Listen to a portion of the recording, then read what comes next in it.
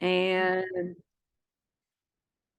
just setting an intention like I like to do. So in Feng Shui, intention goes far, and we're going to be talking about that today. So I like to use fire as the element because a spark can set a wildfire, right? So that's symbolic of intention itself.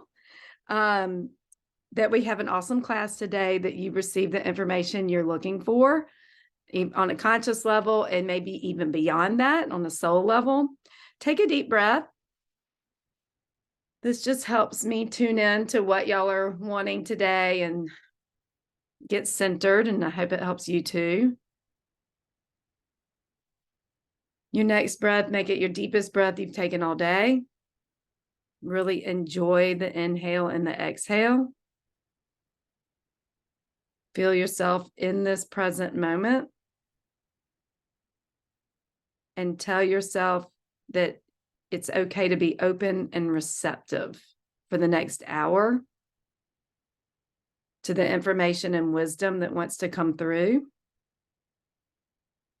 And I also want to set an intention and ask you to set this intention with yourself, that you be open to finding out new information about yourself and your space. I'm going to ask for happy, fun surprises today. Not weird surprises, happy, fun ones. And take another deep breath. A little weird is okay. And that we have a fun time together, that we get to know each other a little better, and that I just be a clear channel for any information that wants to come through for y'all. And that we come to more understanding of Feng Shui and your own personal space, what you can do in your space. So I like for you to be able to get off these calls with some information personal to you, especially with today's topic. Let me see if there's anything else. You know what? I'm going to go ahead and call on our spirit guides. So I'm calling on my spirit guides and your spirit guides to just be present today and facilitate this hour together. Yay! I love these pre-Zoom at noons. I'm so happy y'all are here. Thank y'all for showing up.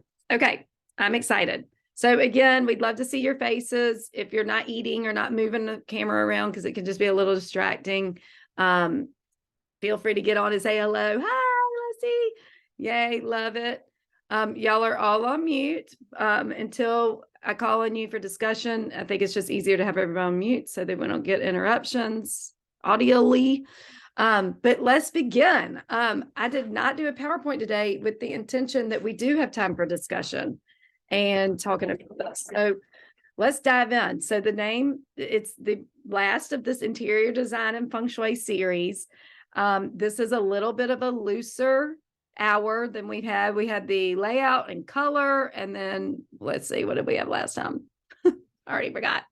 Anyway, what was it? Let me write it in the chat so I don't feel like I'm losing my mind. Anyway, today is going to be about you. Yay! So you're going to be, hopefully, it's going to be a crossover, major crossover in Feng Shui and interior decorating. So I'm excited. Love having y'all here. So excited. If you just got on, just write in where you're calling in from. Thank you, Nelia. The elements. That's right. Appreciate it. Again, and this will be recorded. I mean, it is being recorded, as y'all know, and I will send it out, all three of these out in the next week or so. All right. So why do we care about personal touches and symbolism? Well, y'all, most of y'all are probably on my newsletter because you're here. And if you're not, go to my website and go to the bottom corner of it, and you will find a way to get on my newsletter, because that's really the best way to keep up with what I'm doing. And I wrote in an email what I consider a very simple, obvious thing in a space for chi, good energy, and that's personal photographs in your home. But there's so many homes I go in, and you would be surprised at how there are not photographs displayed of people's loved ones, their friends, their families, trips they've been on. So I did want to write an email on that. Why don't y'all write in the chat if that's something you do or practice or have in your home somewhere, some photographs of yourself or your family, even your, like, your extended family. It doesn't have to be just the family that lives in the home. I'm just curious because let me tell y'all, I kind of feel called to talk about this a little bit. One of the first things I do because you can come to a Feng Shui consultant if you're looking to sell your home faster, okay, and for more money. In fact, I teach a continuing education class for real estate agents on it. And one of the first things that we do as Feng Shui consultants when you're trying to sell the house and let it go to a new person is take down your personal pictures, the pictures of your family, because that's how much of an energetic stamp it is on the space that it's yours. And when you're selling your home, you want it to be somebody else's. You want a new energy in the space. So I think that's kind of a nice framework for y'all to think about when you think about your space and it being personal to you. So let me see what y'all wrote. I have many pics of family and friends. I have one. Sonia, let's do a few more. I've updated them recently. Yes, updating. And I could probably use some updating for mine too. So good. Yep. Artwork too. Some photos. Great. We have many family photographs around. Yay, yay, yay. I love it. Sonia, you're like, all right, that was easy, wasn't it? I have some, but I have a hard time finding places to put them. I have photos of my kids. I love it. Okay, great. Basically, y'all, so I was thinking of, planning for this class. I was thinking about, why I'm so obsessed with symbolism. I'm like, oh my gosh, because I've been doing the symbolism part before I even heard the term Feng Shui. It has been a part of my life before I knew what Feng Shui was, before it existed in my reality. And I'm going to tell y'all how, just so y'all can have some background. And also, I'm giving y'all my background so you have a deeper understanding of what symbolism is too, okay, in regards to your space and Feng Shui. Okay, so, and I see Anne and Nelia have responded too. I like it. So we might talk about photos a little bit more because I do think it's a powerful thing in a space, but symbolism is really the heart of Feng Shui. Okay, it actually is. Symbolism can turn up not just in photos or artwork in your space, but how you arrange your furniture. I'll just give you a quick example. If you have a living room and you just got the TV and your one recliner and that's it, versus a living room where there can be 3 or more people sitting in there and having a conversation without yelling, can represent the difference of feeling isolated in your life and feeling in community in your life. So that's one just kind of off the cuff idea of how symbolism will show up in every aspect of how your space is not only laid out, but also in what's the more obvious, right? Which we'll be talking about. Because sometimes the more obvious isn't that obvious. But basically the symbolism stuff, I was an English major in college. And one of my kind of tricks, and I actually was thinking about, I probably should have my Feng Shui certified students do this. But I was an English major in writing as one of my passions. I was pursuing writing and Feng Shui as a parallel career in my 20s. And so I like to say, if somebody was reading a short story that described your house, when you read these, when you're in English class and you got to read and you got to pick out the symbolism that talks about the characters, that is Feng Shui. Okay. So basically, if there was a writer that was writing out, I was even thinking about my front entrance, it's like how the details of what my house looks like, even coming up from the street, that can give you an idea of the symbolism of your house. It's kind of like, well, what kind of character lives in a house like that? What kind of character has a little kitty that hides in the monkey grass in the front porch most of the day, or walks on the ledge of my, what kind of character, because I have 2 missing azalea bushes right now, right by my front door. What kind of character has that?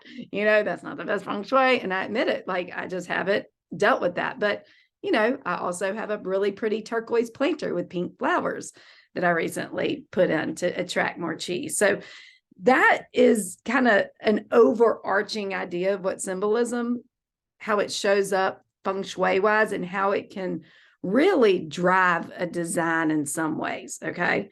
So it's kind of like, well, who do you want to be, right? Do you want to feel in community? Well, make sure you've got a space that represents, having friends or like communing with people rather than, I'm just thinking of one client I had, and she even had it was the same client that had the one recliner and TV.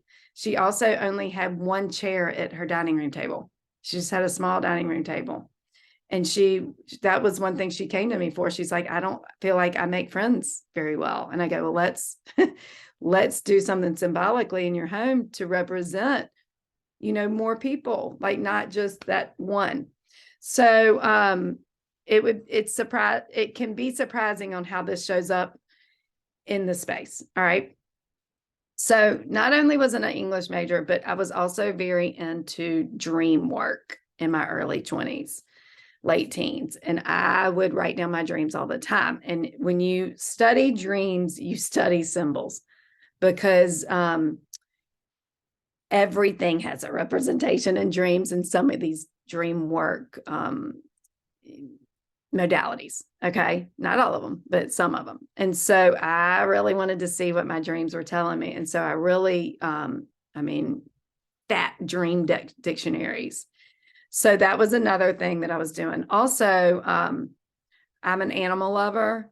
And one of my friends had this deck of cards that was, they were called the medicine cards, and they were Native American based. And I started learning about some Native American tribes believed in what was called totem animals. And I became obsessed. And I really started learning the symbolism of certain animals because I've always loved animals. And their whole idea and concept is that, we're born, there's if I remember correctly, we have 9 totem animals, and then, we can get new totem animals as we grow and change. But it's kind of like, I'm going to get there in a minute, but it's kind of like a soul essence kind of thing, like our personal symbols, like what we are resonating with. So another way, and this is maybe about the same time I started learning about Feng Shui, is I was really wanting to develop my intuition. I wanted to understand how psychics were psychic. And so I would practice, I would read about it. And then I started the Feng Shui track. And I was realizing that when I was working with a client, I would see things in them they couldn't see in themselves. I don't know really how better to explain it, but it was an energetic thing. It was, something about their personalities, but seemed deeper. It could have been related to past lives, and it still could be. We're not going to go fully into that, but it basically, so now I have learned to do what I call, because I would just get glimpses, and I'm like, what would happen if I meditated, with this client in mind, with their permission, of course. And could see really what I'm feeling.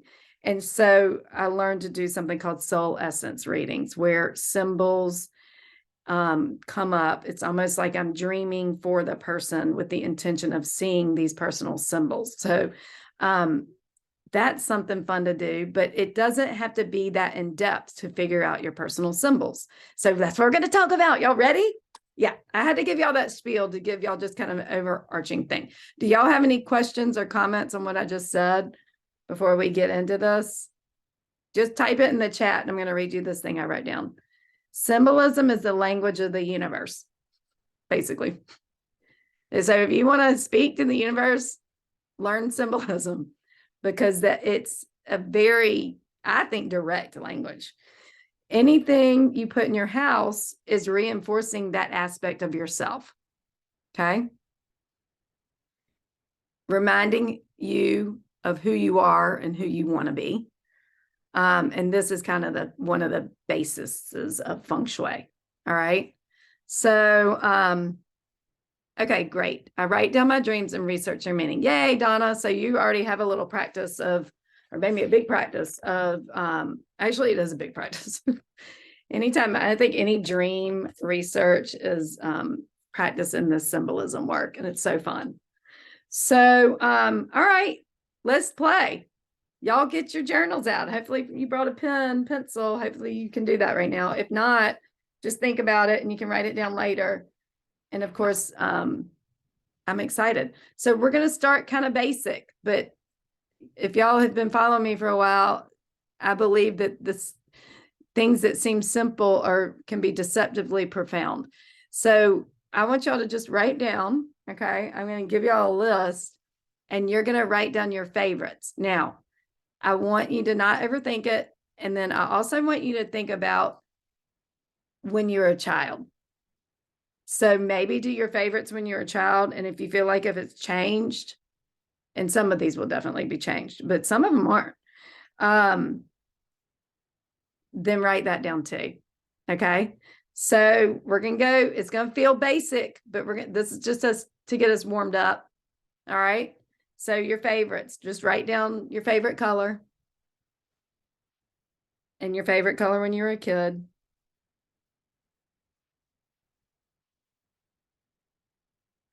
I want you to write down your favorite flower. Your favorite flower when you were a kid.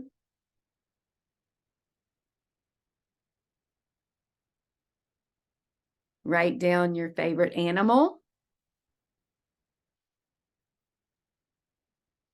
That would be hard for me to do. If you have more than one favorite animal, please write it down.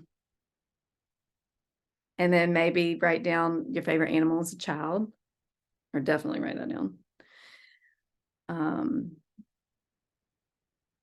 Your favorite story as a child. Again, don't overthink this. Whatever comes up.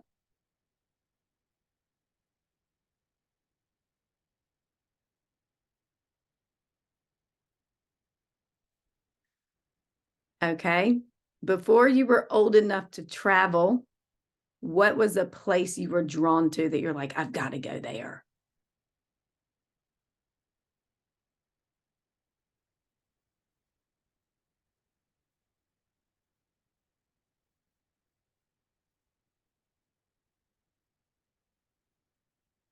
If you have a favorite number, write that down.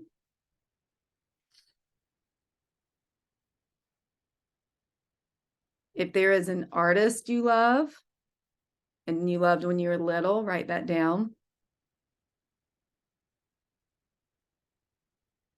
So those of y'all that might have just joined us, we're just writing down favorites. And we've done colors, flowers, animal, number, stories or books. Did I say art you love? Yeah, art or artists.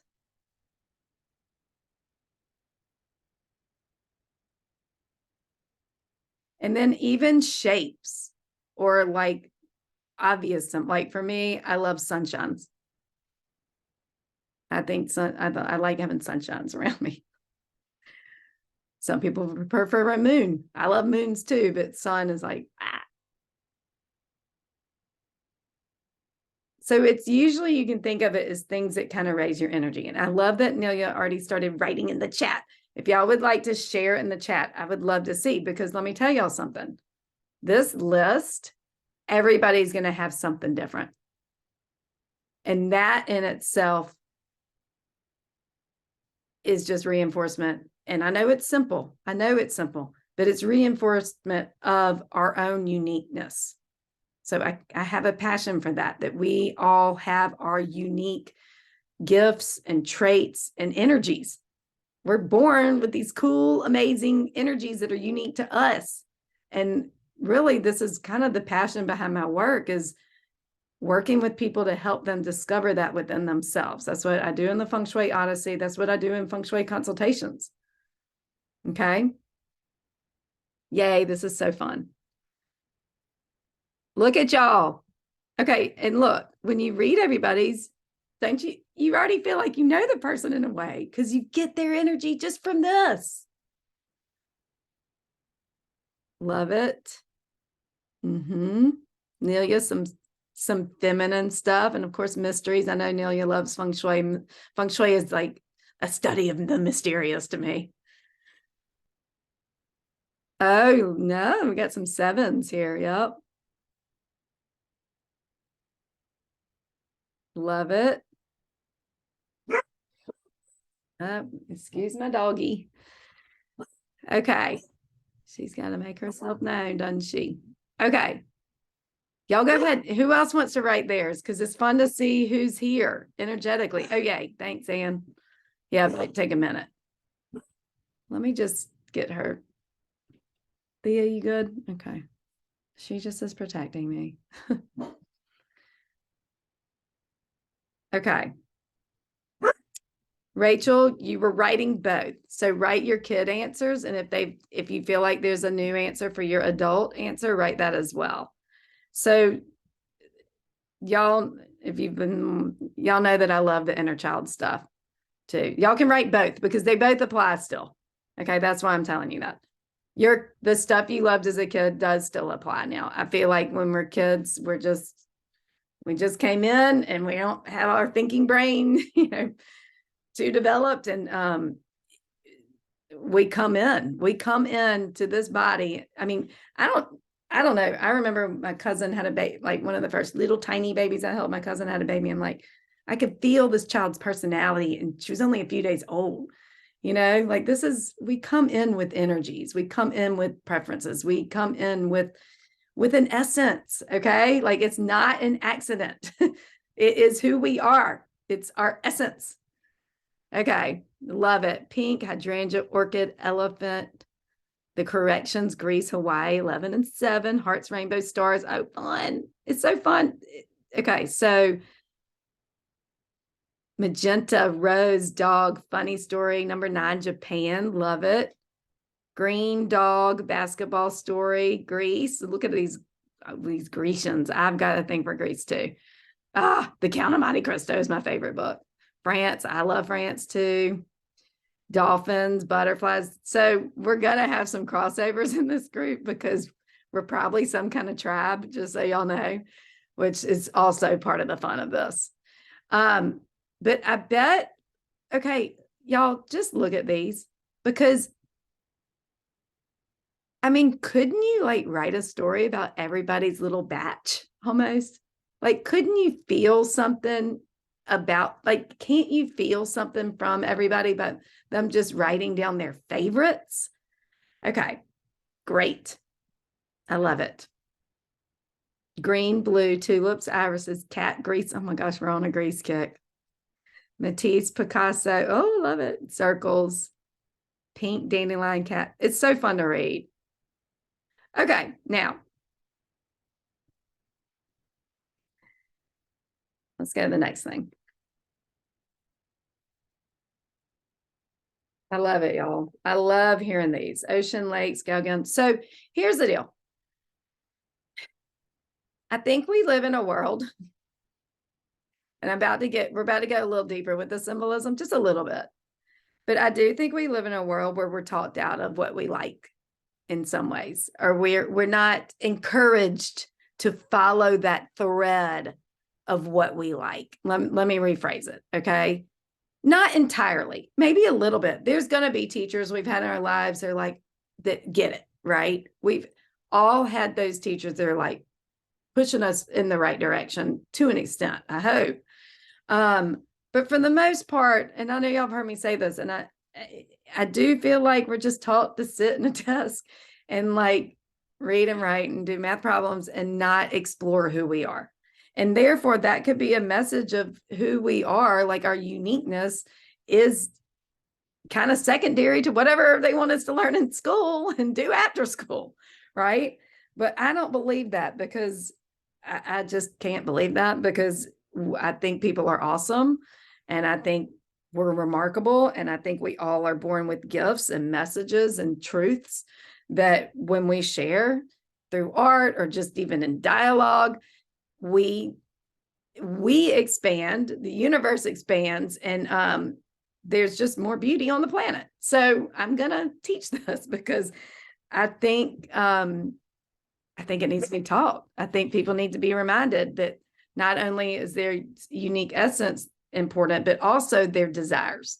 Okay. Like what they want, like their dreams, right? Their dreams for their lives. So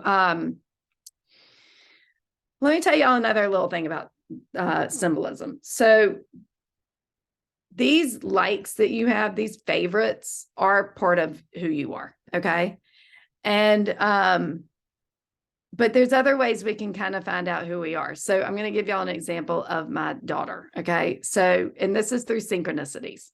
Okay. And if y'all, synchronicities are things that kind of come up in your life that seem random, but it keeps happening, you know, the same song or the same something. So basically this is kind of the universe speaking to you, right?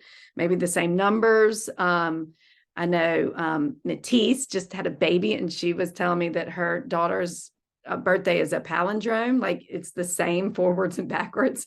And so those numbers are going to be special to this child on some level, right? And to quickly take it a next level with everything y'all just written, numbers have meanings, animals have meanings, colors have meanings. So you can take this deeper by going to research it. You can go research, you know, Greece. You can go there, see what happens. You can, you know, study numerology a little bit. I was really into numerology before Feng Shui too. So it was like all these things led up to this Feng Shui career in different ways, right?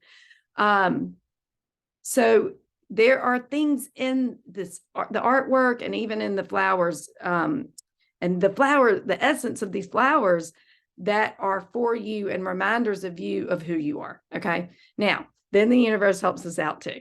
So at certain times of our life, we might need a certain symbol to help us in our growth, right? So, you know, if moon symbology comes up a lot, that moon represents intuition in the feminine. It might, in mystery, it might mean you need to spend more time developing your intuition, going within, right? Okay.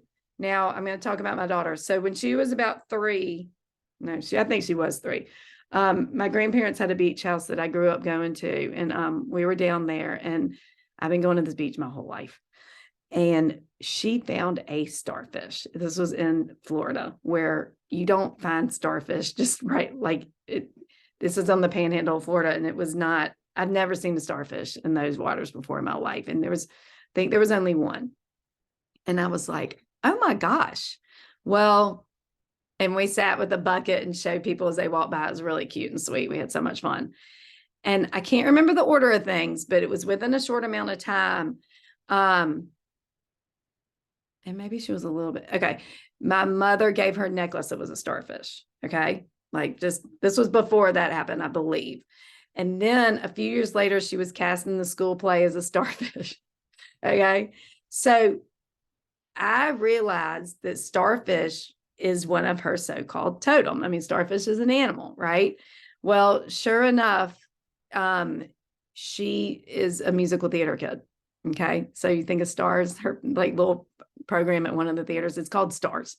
So that might sound like, come on, Katie, but if you see things coming up a bunch, so I was thinking about my own symbolism in my house, of course, in prep for this. And like, you know, I've been gifted some art and things, and my living room, it's abstract, but I've got 2 elephant paintings. You can barely tell there's elephants. And then a friend of mine gave me an elephant from a trip of hers to Thailand, like a cool little, I can go get a figurine. And I mean, I wouldn't write down that elephants are my favorite animal, but I do love them. They're cool. Like I love them. So that's when, you know, we can go a little beyond the favorites. It's like, okay, that elephant energy is something that my essence is wanting or needing, or, you know, I could probably study more. So I'm curious, do y'all know, and it can show up as colors, like maybe friends that yours keep giving you a certain color. They might already know you. I mean, the one birthday, I mean, turquoise is kind of my color that I resonate with. I wore a shade of it today. But they all knew it somehow. And I had a few different friends give me some, like, these things all match, you know? I mean, it was awesome. So, do y'all have some synchronicities that have come up at any time in your life that could represent your own personal symbolism? I'm curious. I've never taught it like this, so I'm curious to hear what y'all have with this. Hawks, love it. Yep. So I brought a pile of books for y'all today because I have some resource books that I keep, and it's mostly about symbology.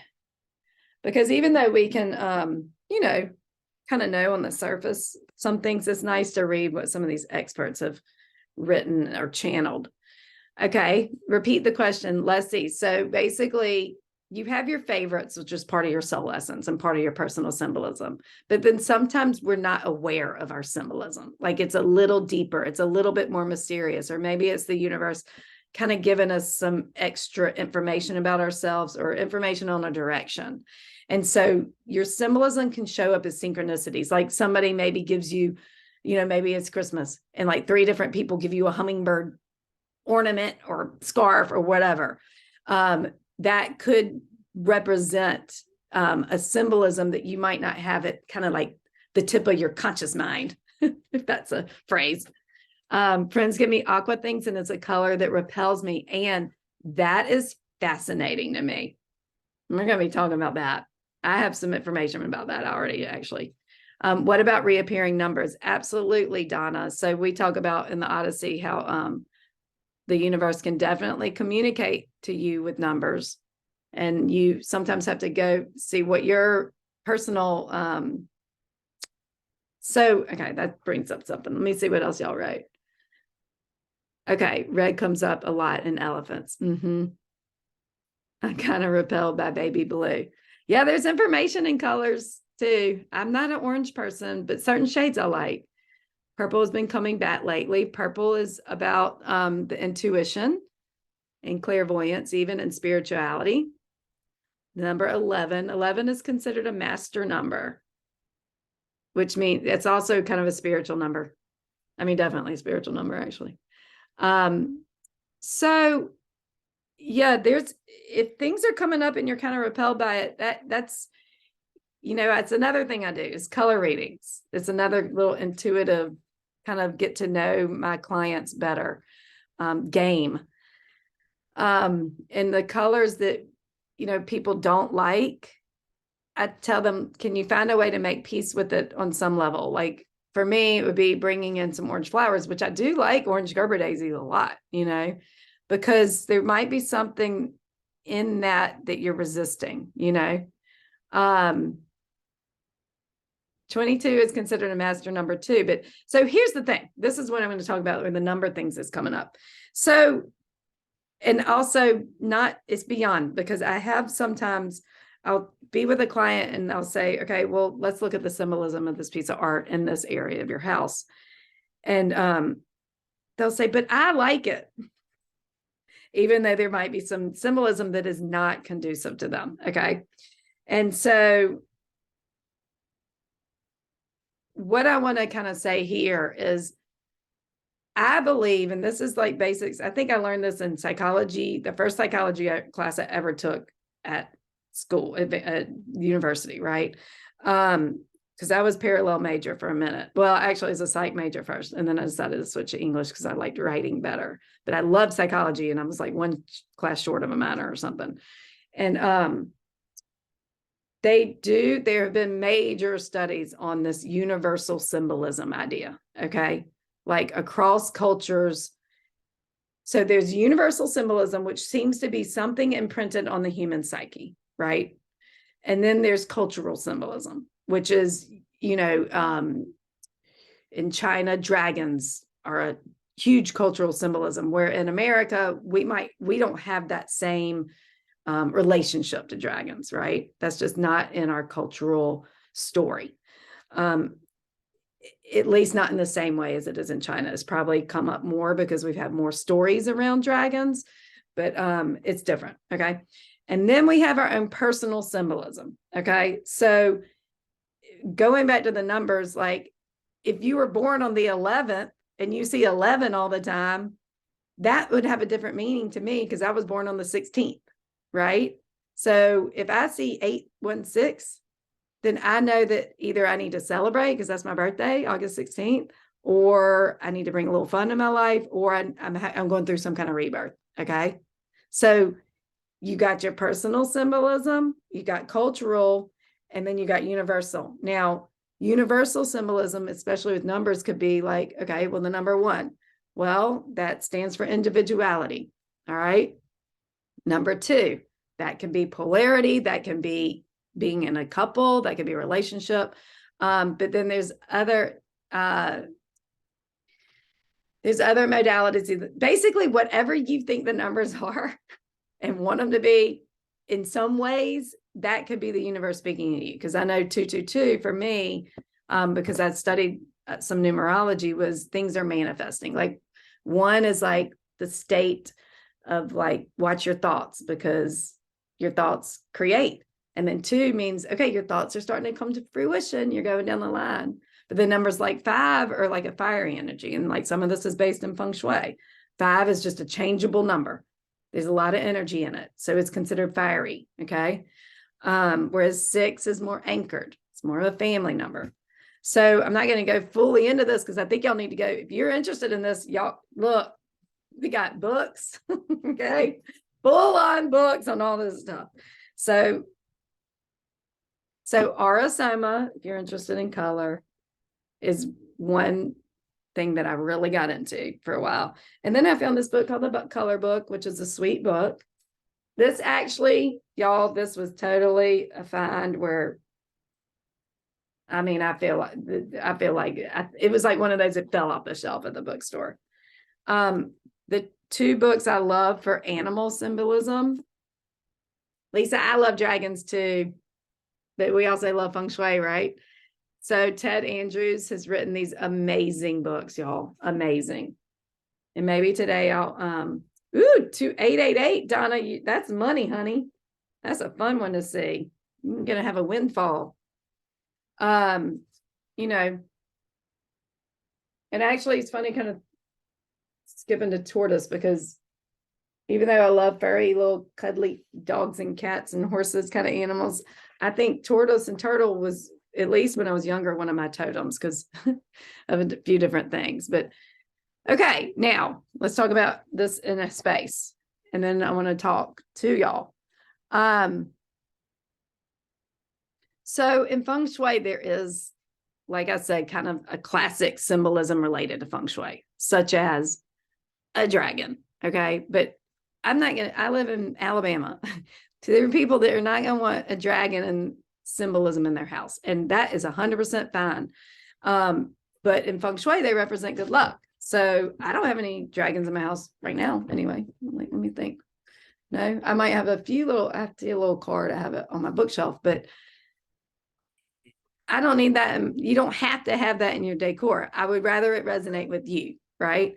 So mallard ducks, that's kind of the traditional romance because they mate for life, right? So in Feng Shui, if you've got the 2 ducks, the male and the female represented somewhere, then that could stand for a good relationship. So I needed to, in case y'all are some of y'all might be new to this, there are traditional Feng Shui symbols. I mean, infinite number. Okay. So much so that, you know, if the young daughter wanted to get married, they would put peonies in her bedroom until she got, you know, engaged. And then they would take them out because you don't want them in there if it's, if she's already found the person. That's to attract the person. So it's very detailed symbolism in Feng Shui. And it's a lot of fun. And I do love the traditional stuff. And I feel like it's like, you know what, if you want help in your career, go put a turtle in your career area because that's the classic Feng Shui symbol. So I'm all about, you know, if in doubt, do the classical Feng Shui symbol, right? But isn't it fun to get unique with yourself? So you might ask, where would you put these symbols? And, you might want to go with the Bagua, and it depends on what's going on in your life. If you're, looking to be in a romantic relationship and you go put, your favorite animal in your romance corner, but these animals aren't known for mating for life, and that's what you're looking for, then I would say go put that in your self-knowledge area instead. Okay. So that's, if I don't know the level of everybody on here, if that's too much information, don't worry. It's just giving you a little nugget. Basically, I write symbols and imagery are powerful. Okay. Really powerful. They go past our conscious mind. So it's, and I wrote down, like, if you ever been with a 3 or 4-year-old driving and they know every logo, y'all, logos are so powerful. Those images, whatever it is about human brains and images, they speak volumes. It really is true that pictures are worth, 1,000 words, because they go into our psyche. So you want to make sure what's represented in your home symbolically is reinforcing an aspect of yourself that you want to reinforce, or whoever's in your home, right? So, all right, I think I'm good with this. I'm curious though, do y'all know some of your symbols that might have come up synchronistically? I know there was one time in my life where I was burning the candle at both ends, and I kept getting them, like, the message of bear. And sure enough, bear is about going within, doing a little hibernating, like bring it inward a little bit more for your, for whatever's the next phase of your life. You need this energy of bear. So what y'all got? Does anybody else? You can put it in the chat or you can raise your hand. And that's right. Anne has had crows galore. Have you looked it up? And you have? What do you find? And do you want to chat? What are you finding with it for yourself? Is it because sometimes the symbolism can be a little bit like, I don't know why I'm getting this. Do you feel like you know why you're getting it? Well, I've been told it's magic. And so I think I need to pay attention to the magic in my life. So have you read what's that guy's name? Don Juan. Do you know about this guy? Oh, yeah. Have you read his books? Like a long time ago. Me too. So long ago. I think I was 20 years old. But I've been meaning to tell you, I think you should revisit those maybe. Because he has there's a lot of crow medicine in those, if I recall correctly. Do you remember? Okay. You don't remember? Go look at it. I can't wait. That's one of the books I purged. Say that again? That's one of the books I purged. Oh my gosh. Well, you can go to the library. Good job purging it.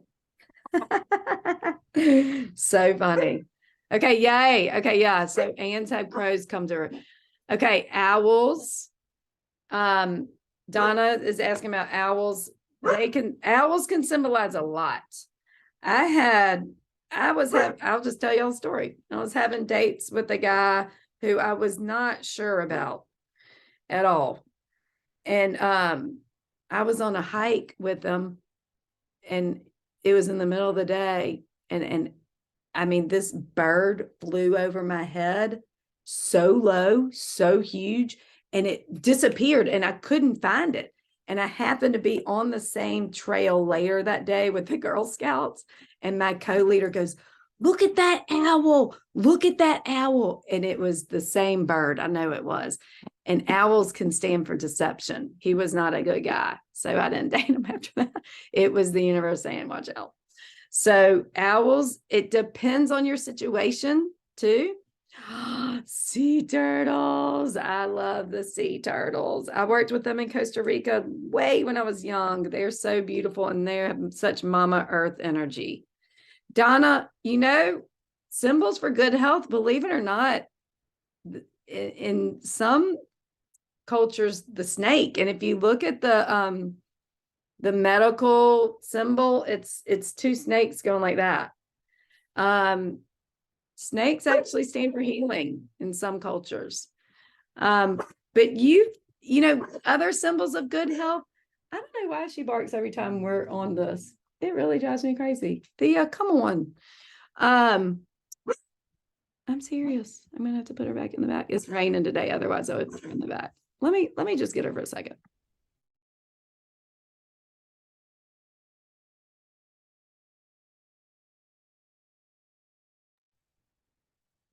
She knows when I'm on a call. Anyway, oh yay, we're having the crossover with the sea turtles. They're so awesome.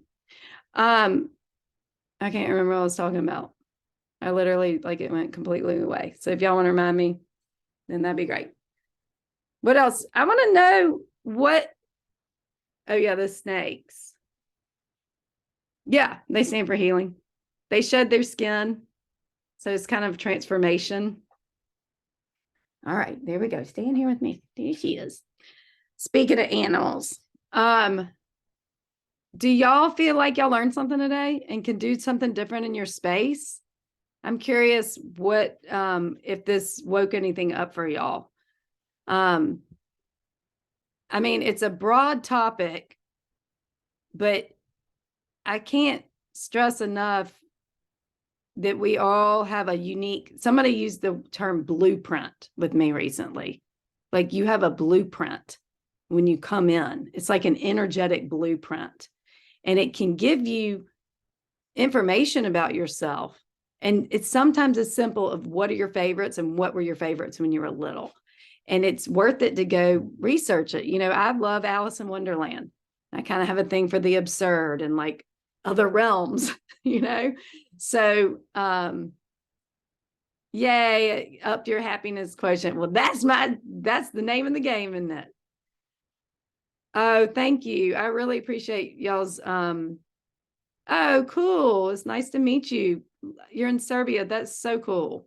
Thank you for coming. Yay, this has given me a spark to delve more deeply into animal and color symbolism. Absolutely. Please repeat what you said about your child favorites and now favorites. So I love inner child work. If y'all haven't, inner child work can be so powerful because it's that playful, joyful aspect of us that is not, you know, been through the runner of school and all the other stuff that we have to do, work, relationships.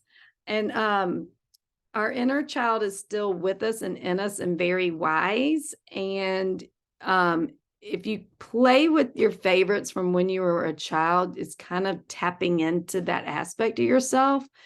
And you could, you know, I remember some of the first times I did inner child work, I'm like, I just was obsessed with Snoopy and the Pink Panther. I loved it. And I'm like, I'm going to go back and watch those.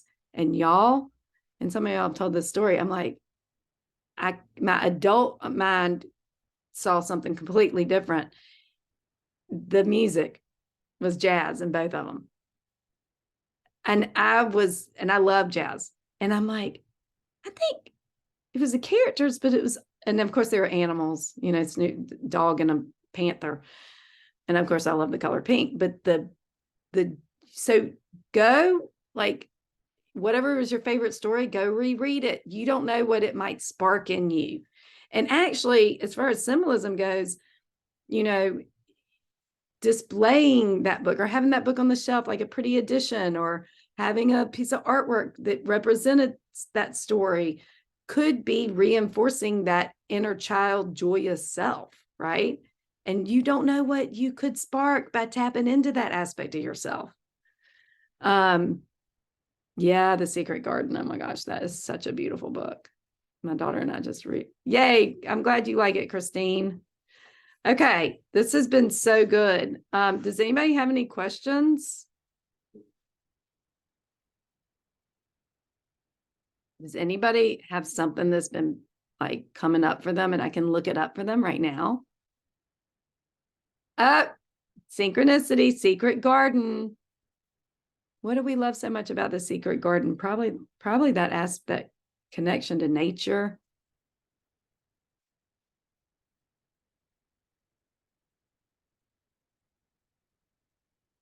There's a musical of The Secret Garden now too. I've never seen it.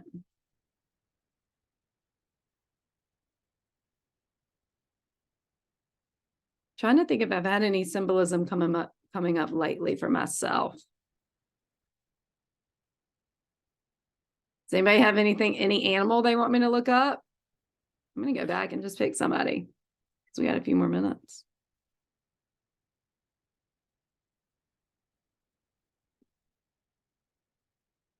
I like how we all have dogs, and my dog was barking the whole time. They are sweethearts, aren't they? Cat too. Anne has Poppy. We got some horse people here, and y'all know that the Wind Horse School of Feng Shui, of course, is horse. I used to love the Velveteen Rabbit too. Okay, y'all got some new ones. Question about furniture. Okay, hold on, Leslie. I don't know if we're going to be doing furniture quite yet. 407. And Matisse. Oh, y'all are going broad with the questions. Okay. Just so y'all know, y'all probably heard me say there's no really quick feng shui question. I thought we were all going to have some questions about your own personal symbology, but let's see what happens.